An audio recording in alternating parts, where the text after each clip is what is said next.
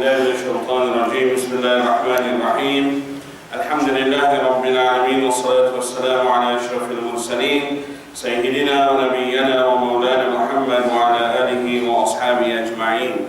قال الله تعالى في القرآن المجيد أعوذ بالله من الشيطان الرجيم بسم الله الرحمن الرحيم قد أفلح من زكاها وقد خاب من دساها صدق الله العلي العظيم. Our respected ulama, respected elders, brothers and sisters in Islam, Assalamu alaikum wa rahmatullahi ta'ala wa barakatuh.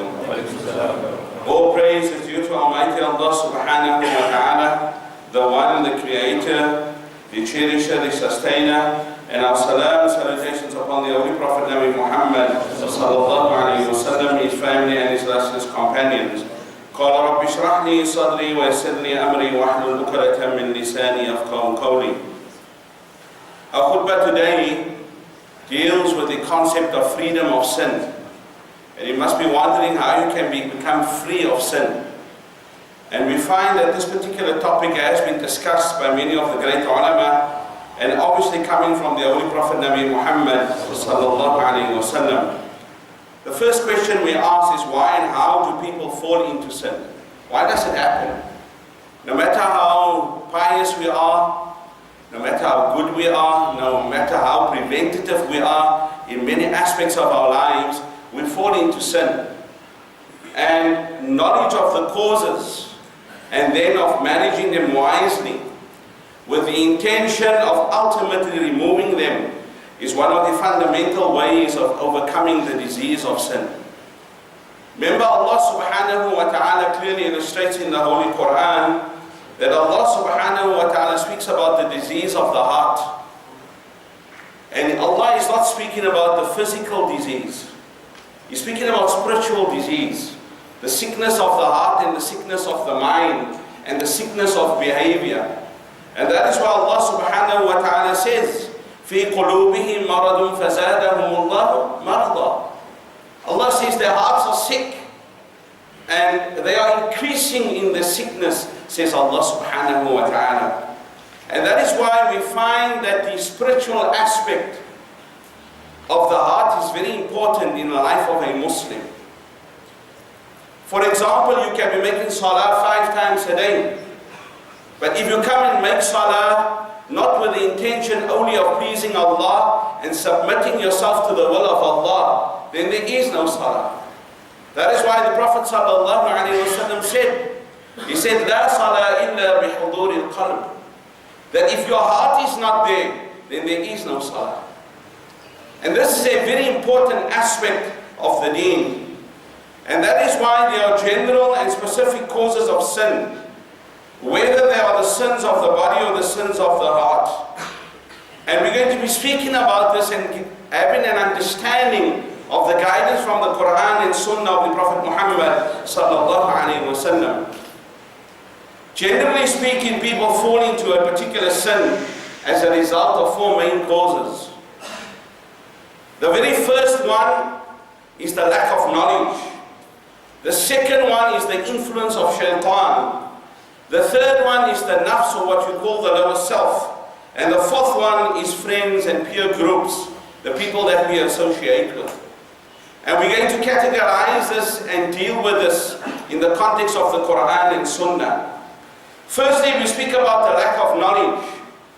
One of the greatest things that the Prophet ﷺ emphasized, and which Allah subhanahu wa ta'ala emphasized in the very first revelation, is when Allah subhanahu wa ta'ala revealed Iqra, read. The Prophet ﷺ immediately responded and he said to Sayyidina Jibreel alayhi salatu wasalam, "Ma ana biqari," I cannot read. And he repeated it thrice.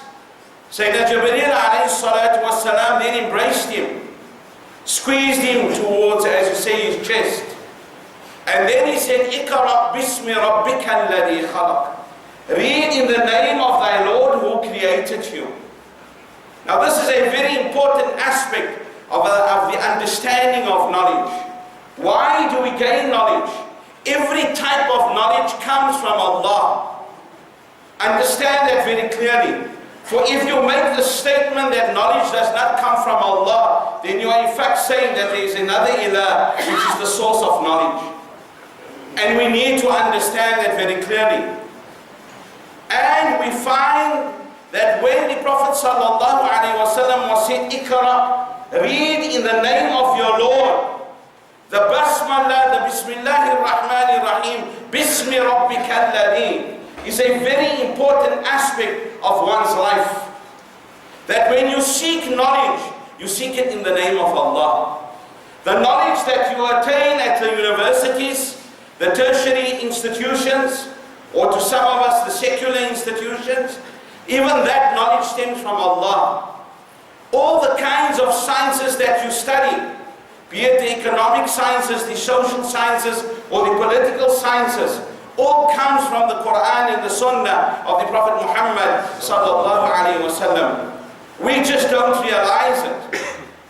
And we must understand, my dear brothers and sisters, that if we don't gain knowledge to take us to Allah, then that knowledge is worthless. That knowledge is absolutely worthless. Knowledge is supposed to bring us close to Allah subhanahu wa ta'ala. I will never forget the late Sheikh rahimahullah, when I attained my degree at university in the tertiary education of BCom. He said to remember, my son, that now you're going to study the deen and already hafiz of the Quran. Always walk with the Quran and Sunnah in your right hand and your career in your left hand. That is Islam. And the problem that we have, my dear brothers and sisters, is the lack of knowledge is the greatest shortcoming of humanity. And we, the Muslims, are supposed to be the forerunners in knowledge. We are supposed to be the ummah, or the people that Allah has evolved, as Allah says in the Quran, كُنْتُمْ خَيْرَ أُمَّةٍ أُخْرِجَتْ لِلنَّاسِ تَأْمُرُونَ بِالْمَعْرُوفِ وَتَنْهَوْنَ عَنِ الْمُنْكَرِ. That Allah has evolved us so that we may show mankind that road to Allah subhanahu wa ta'ala. Remember, my dear brothers and sisters, science is not the solution to get into Allah subhanahu wa ta'ala. Science is moving towards the truth.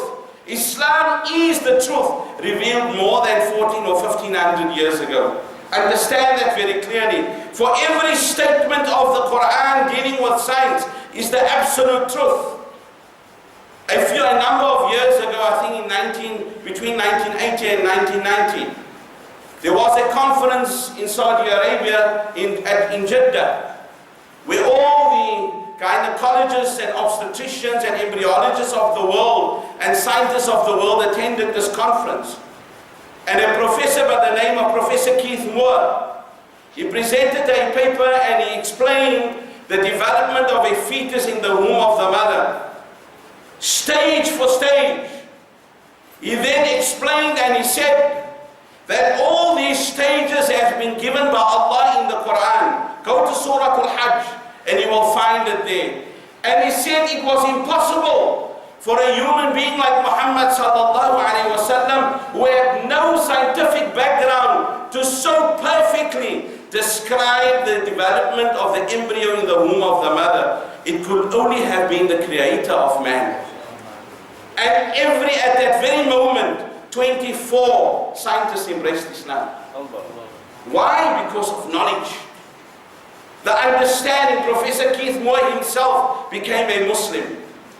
My dear brothers and sisters, educational systems of all types exist precisely to overcome this universal human weakness of the lack of knowledge. Quite obviously, sins cannot be avoided if they are not known to be sins. You find a person who's committing, say, homosexuality or lesbianism or whatever kind of sin. To them, they think that homosexuality is something which is allowed amongst human beings. If you study the physiology of man, the penis of the man is not being created by Allah to go into the backside of a male or a female. It is going to cause disease. No doubt about it. And the Prophet Muhammad sallallahu alaihi wasallam said in hadith He said that one of the signs of Qiyamah is going to be where homosexuality and lesbianism and all kinds of destructive sinning and pleasures of the body is going to happen. And mankind, if the Muslims, if they don't put a stop to it, then they themselves are also going to suffer from the diseases that's going to prevail in humanity. And this has come true. The doctors have said over the last 20 years, before that, they only knew about 10 or 15 sexual diseases, sexually transmitted diseases. Today there are over 70 or 80 sexually transmitted diseases.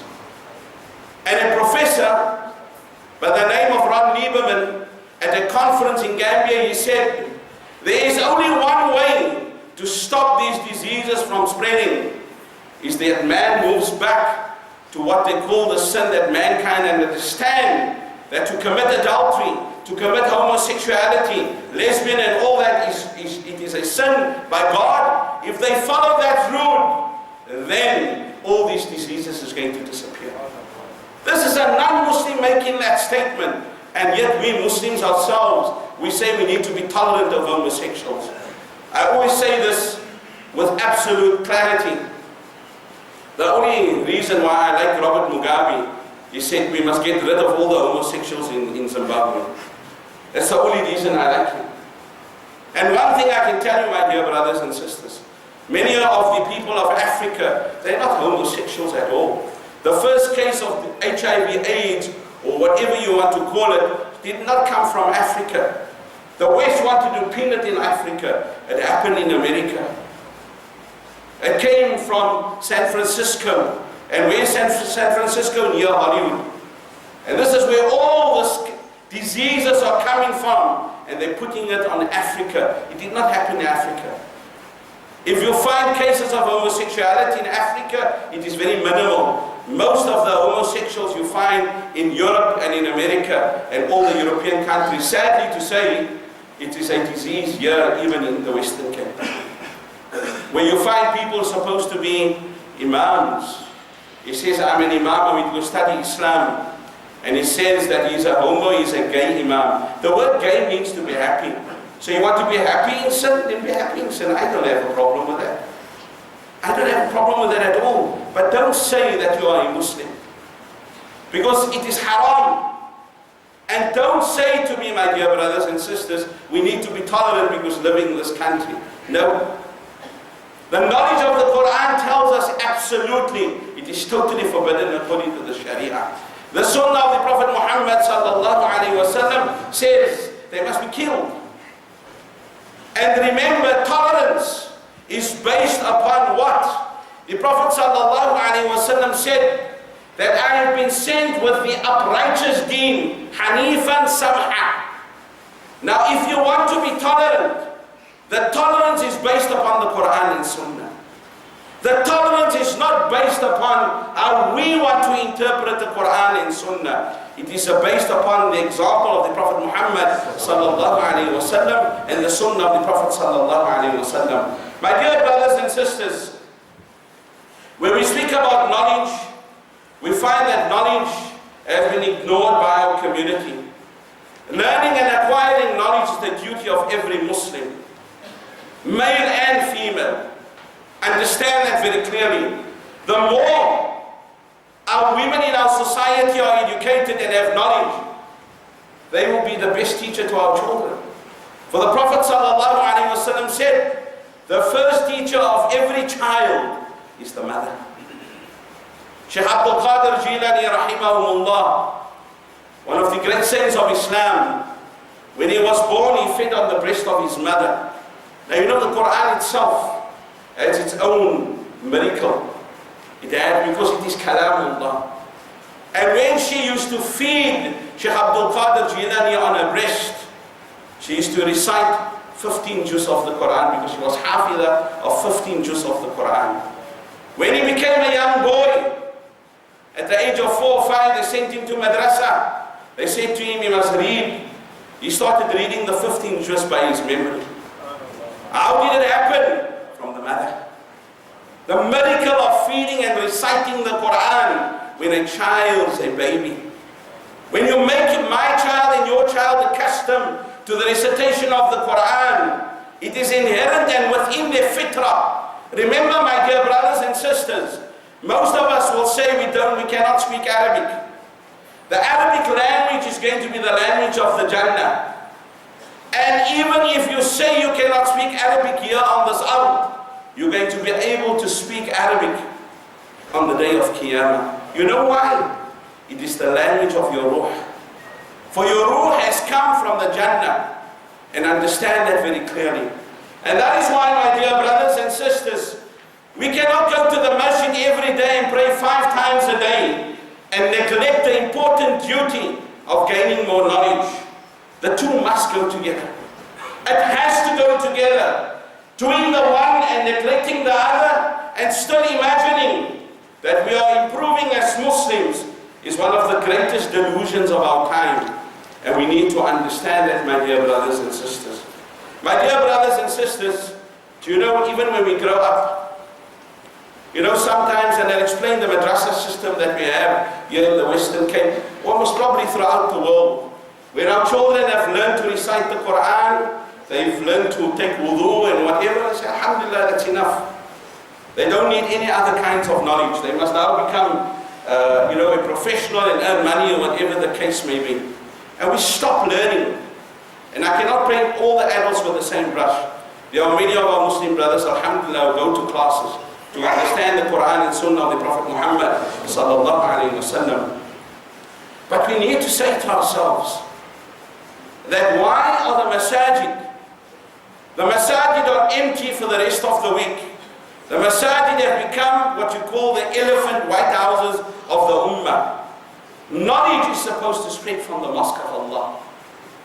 And the masjid must be more full when there is lessons being given here on the Quran and Sunnah of the different sciences of Islam. If the JUMUAH is not so full, don't make an issue. Knowledge is so important that you can even delay your salah when it comes to knowledge, because that is the shara. And we need to understand that. And that is why as adults, we need to change our outlook when it comes to knowledge. There's an Arabic proverb which says, adolescence is the branch of insanity. Have you ever heard of it? Adolescence is the branch of insanity. And so often we find that we are agreeing with this particular saying. And youth is a time filled with dreams and innocence, untarnished by reality. We wake every morning, we wake up feeling indispensable and immortal. Don't we realize that the more knowledge we have of Allah subhanahu wa ta'ala, the closer we become to Allah subhanahu wa ta'ala. Remember, my dear brothers and sisters, tomorrow is not just destiny, it is uncertainty with a mixture of fear and excitement. What drives us is the anticipation of the future, planning and hoping, and this time our future is already happening. My dear brothers and sisters, we must remember, if we the adults don't equip ourselves with knowledge, we are unable to guide our youth to that which is Allah subhanahu wa ta'ala. And that is why if we look at our youth today, we look at them and we find that they're confused.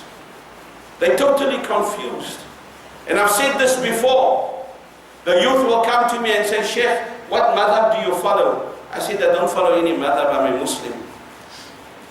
They ask me, which sect do you follow? Are you a Tablighi, or you a Sunni, or you a Salami, or you a Bami, and whatever the case may be. I told them, no, my name is Abdul. Whoever follows me, it becomes a Wahabi.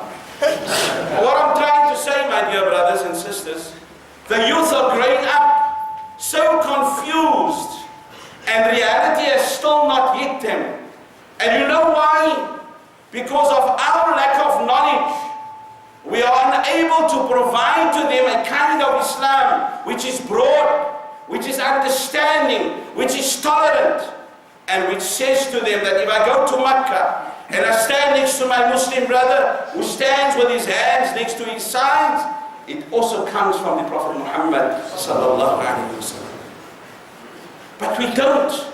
We are so biased. We say, no, I'm a Shafi'i. I'll stick to my Shafi'i. Imam Shafi rahimahumullah, when he went to visit the grave of the great Imam Abu Hanifa rahimahumullah, and he made Fajr Salah there, and he did not perform the Qunut, the Shafi scholars asked him, "Ya Imam Shafi, you perform Qunut?" He said to them, "You did not perform." He said, "Out of respect for the great Imam Abu Hanifa." That is understanding of the deen. That is tolerance. Understanding what the deen is all about. There are some of us, for example, if we don't roll up our pants, they say, "Hey, you know, he's salah, he's batil, this, that, and the other." My dear brothers, let's wake up. Let's stop dwelling around what you call the periphery of Islam. The great Sayyid Abul Hassan Nadvi said, the great scholar of the Indo-Pak, this great scholar Sayyid Abul Hassan Nadvi, when he visited Arabia and he spoke Arabic to the Arabs of Arabia, they asked him, "Oh Mawlana, oh Sheikh, are you sure you're not an Arab?" He says, "No, I'm not an Arab." He says, "Ana min Hindi." He says, "But how can it be? You speak better Arabic than we can speak." And he said to them, Muslims are not going to progress because they are all the time they involved in mas'alatul ta'am and mas'alatul libas, nothing else. If your pants is dirty at the bottom, it is forbidden for you to wear your pants below your ankle and over your shoe, for when you walk the street it's going to get dirty. Now if you come and make salah, it's logic, they teach you this at the Islamic universities, mantiq. And you come in to make salah and your pants is dirty and you're going to roll it up with all that dirt, isn't your pants logically going to get more dirty? It's logic. You must take off that pants and go and make salah. Wear something else. The Prophet ﷺ said in hadith, he said, the person who wears it with arrogance, who thinks he has a status, that is the person that needs to roll it. No harm if you roll it up, but don't condemn another Muslim brother who doesn't roll it up. It is not a criteria or a shut-up point that your salah is valid or not valid. Understand that very clearly. We make it an issue, and it is not an issue. We need to understand that, and that is why Allah subhanahu wa ta'ala says, وَلِبَاسُ التَّقْوَى ذَلِكَ خَيْرٌ. Your best libas is your taqwa. And the only thing we are fighting about, yes, I am one of those. I'm not tramping on your toes, my dear brothers. I was taught, I came from the old school. The late Sheikh Salih Abadi and these great Hufad of the Western Cape. If they saw me without a fez as big as I was, they would smack me. So I grew up in that school. That doesn't mean if you come into the masjid without a fez, I must condemn you or say you're not a Muslim. I can explain to you. I can tell you why you need to wear a fez, or if you don't want to, alhamdulillah. It's not an issue. The only question I ask you, did the Prophet ﷺ, most of the time when he made salah, did he wear a fez or didn't he wear a fez? For if you come and make salah, you come and make salah in the best possible dress. For Allah subhanahu wa ta'ala says in the Quran, Ya bani Adam khudhu zinatakum 'inda kulli masjid. That when you come, O children of Adam, when you come to the house of Allah, wear the best of your clothes and in the best manner. And who dressed in the best manner? And what was his adab of salah? Was the Prophet Muhammad sallallahu alayhi wa sallam. And Allah says in the Quran, قُلْ إِن كُنْتُمْ تَحِبُّونَ اللَّهَ فَاتَّبِعُونِي يُحْبِبْكُمُ اللَّهِ. I'm not tramping, I'm only telling you what the sunnah is. You are welcome to disagree with me. My dear brothers and sisters, the challenges that youth find themselves facing in today's modern society is not understood by those of us who criticize them. Yet we do have so much more opportunities and freedom than our ancestors did. But at the same time, we have become the victims of the weapons of the new millennium. We are victims today. The advancement of technology, constant jargon of business, sociology, economics, psychology, and 100 kinds of other studies, research and theories are constantly being thrown away. Instead of liberating us, it has worked to imprison us. You find many Muslims, you tell them, why didn't you make salah? then they say we don't have time. If Allah had given us another hour, we still wouldn't have had time. We have all the technology of the world today to prioritize our time and manage our time, yet we still don't have time for Allah subhanahu wa ta'ala. My dear brothers and sisters, the late Professor Fazl Rahman Ansari rahimahullah, in his book, Islam to the Modern Mind, it's a book for every one of us.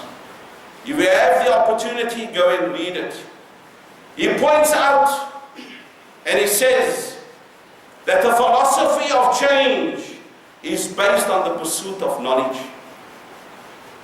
It's such an emphatic statement. The only way we are going to change if we gain the knowledge. And when we have knowledge, we become refined Muslims. We become better Muslims. Our behavioral patterns, our social patterns, it changes. And remember, knowledge is that which makes you refined. We need to fly, he says, on the wings of knowledge. That is going to take us to greater heights in the quest for discovery. And we need to probe all those resources that are here. He says, a person cannot live individually in a vacuum. Individuals are part of a larger group. For example, one is part of a family, then you're part of the community, the town, the city, the country, and indeed the universe. And that is what the word ummah is all about. Remember the world has become global. And you know the word global, it's a global world. You need to speak to someone now, you put on your laptop and you Skype and you see your family in Makkah, wherever the case may be. So you say, does Islam have any reference to it? Does Islam speak about this? Does the Quran speak about it? Nowadays we're sitting with the Quran, the hard copy of the Quran. Nowadays my students come to me and say, Sheikh, can I bacha on the tablet? Isn't that technology? The next question which is asked, and I got asked about 3 or 4 days ago, must I have wudu every time I touch the tablet when I'm reading the Quran? Isn't that a question? It's a valid question. That's what technology has done. Have we come about, when it comes with our fiqh, have we advanced and become part of this? Islam is for all times. The Quran is for all times, my dear brothers and sisters.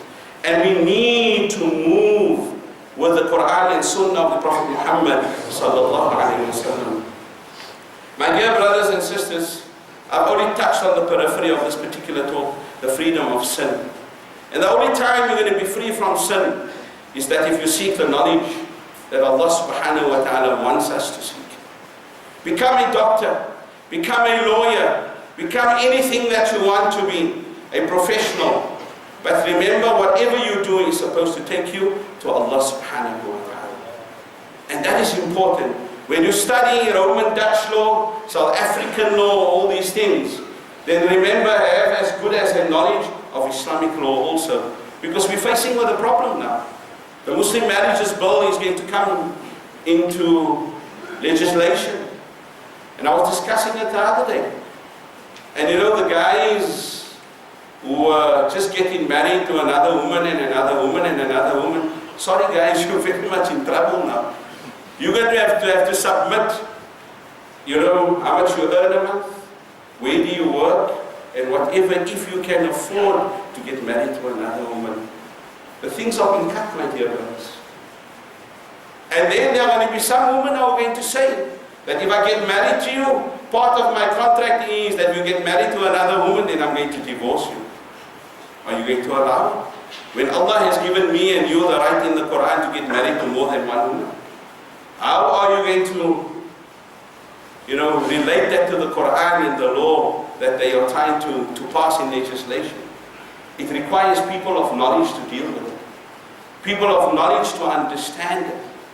And to make it a working document for us as Muslims, to protect us as males, and to also to protect the females, and to protect, very importantly, the children that come from a marriage. But the biggest problems that we have, my dear brothers and sisters, in our community, I've got a shelter house there in the area I stay in Cravenby. And I went to visit it about 2-3 weeks ago. The person who's running it is a Hindu. And 3/4 of all the people there in the shelter are Muslims. And that is why, my dear brothers and sisters, you know, when the people were celebrating in Pakistan, in fact, leave that alone. I just want to narrate to you, and I'll end off with this. Some of you might have gone on the net. You might have some of the DVDs of a man known as Professor or Dr. Yusuf Estes. He was a Christian priest in America and he became Muslim. He was probably one of the most prominent da'is in the world today, in conjunction with Dr. Zakir Naik. He went to visit Calcutta. And Mother Teresa had passed away already. And at that time I was on the radio. Somebody phoned in when she passed away and said, you know, Sheikh, is she going to Jannah or Jahannam because she was a Christian? I said, Wallahu a'lam, that is up to Allah. And then I met Professor Yusuf Estes a few months thereafter. And he said to me, he went to visit the monastery and the home that she has in Calcutta. And she had passed away. And he had a discussion with the head priest over there. And they were talking and he was giving him da'wah from Islam. And this priest said to him, openly, I do not know if Mother Teresa died as a Christian or a Muslim. So I asked him what? He said, for every day that we cook pots and pots of food, Mother Teresa used to instruct us, when you dish the first plate of food, say Bismillahir Rahmanir Rahim. Now, how judgmental are we not that we want to judge people's iman? If a person is a Christian or a Jew, but a good human being, then leave their qiyamah to Allah. Yes, we will judge according to the text of the Quran and Sunnah. But let's not be people where we say, and Allah says in the Quran, فَلَا تُزَكُّمْ أَنفُسَكُمْ وَأَعْلَمُ بِمَنِ اتَّقَى. Allah says, be careful. Do not take for yourself that you are pious and automatically you're going to the Jannah. Allah says, be very careful. For that right is only with Allah subhanahu wa ta'ala. May Allah subhanahu wa ta'ala bless and guide us all, inshaAllah.